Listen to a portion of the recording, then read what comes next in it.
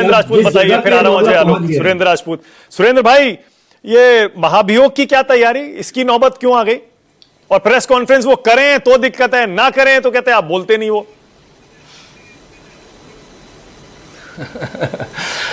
मानक भाई, एक चीज तो बड़ी अच्छी है, यशवंत भाई वकील बहुत अच्छे ने, वकालत करनी चाहिए थी। अगर ये चुनाव आयोग के कहीं वकील होते तो ज्ञानेश जी को इस तरीके से फंसने नहीं देते, क्योंकि ये किलो में भी तौल लेते हैं, लीटर में भी माप लेते हैं, और उनको सबको बता करके कि ये भी सही, ये भी सही, जैसे कहते हैं ना, वो अटल जी ने कहा था, कर्तव्य पथ पे जो भी मिला ये भी सही, वो भी सही, हार में न जीत में किंचित नहीं भयभीत में।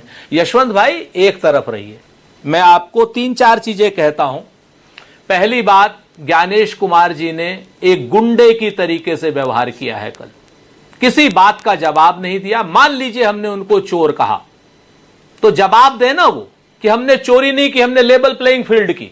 अगर लेवल प्लेइंग उन्होंने फील्ड की तो राहुल गांधी को नोटिस और अनुराग ठाकुर को कोई नोटिस नहीं, और आप कहते हैं उनके बारे में कुछ ना कहें। सुरेंद्र भाई, गुंडे जैसी भाषा ठीक नहीं है, संवैधानिक पद। सर अभी अब एक मिनट, मुझे मेरी भाषा बोलने दीजिए। यहां पर अगर क्या नाम संसद के अंदर संवैधानिक पद पर बैठे हुए राहुल गांधी जी को तमाम तरीके की बातें कही जाएंगी तो निश्चित तौर पर जवाब मिलेगा।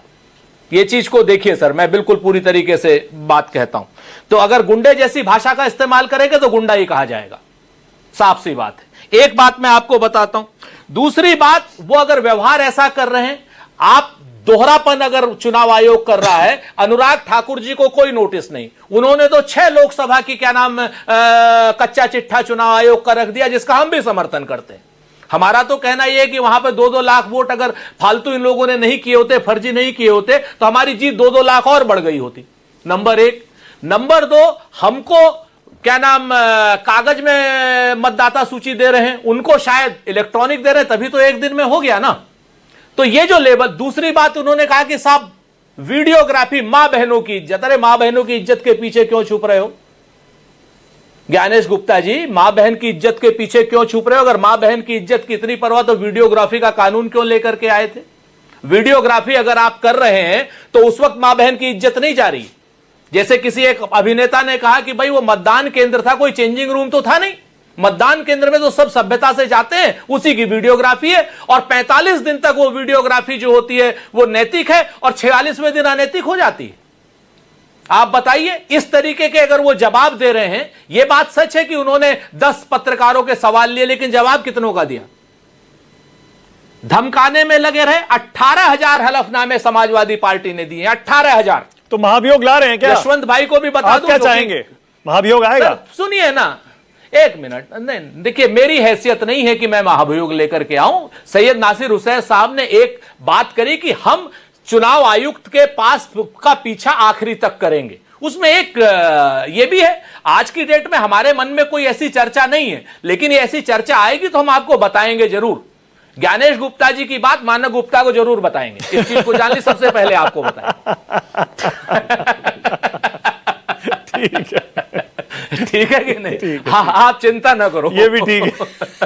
तो मैं आपसे समझने वाले तो समझ गए। आप ये बताओ जी, और ना समझे वो अनाड़ी है। ठीक है। तो मैं आपसे बताऊं कि 18,000 हलफनामे सर, मानक भाई, 18,000, 1-2 नहीं हलफनामे, 18,000 हलफनामे चुनाव आयोग को दिए गए, और जिसकी पावती है, इलेक्ट्रॉनिक पावती है, उस पर चुनाव आयोग ने क्या किया? इस पर जवाब दिया क्या ज्ञानेश गुप्ता जी ने? ज्ञानेश गुप्ता जी ने कहा कि 1-2 मतदाता लिस्ट में गड़बड़ हो जाती है। बिल्कुल हो जाती है। 6 लाख में अगर 1,250 वोट आप गड़बड़ कर रहे हैं, यानी 20% वोट गड़बड़ कर रहे हैं, 20%, छोटे मोटे वोट नहीं, 20% वोट गड़बड़ कर रहे हैं, तो आप उसके बाद कह रहे हैं 1-2 वोट हैं। उसके बाद एसआईआर से लगातार एसआईआर के पीछे छुपने की कोशिश कर रही है भाजपा और चुनाव आयोग।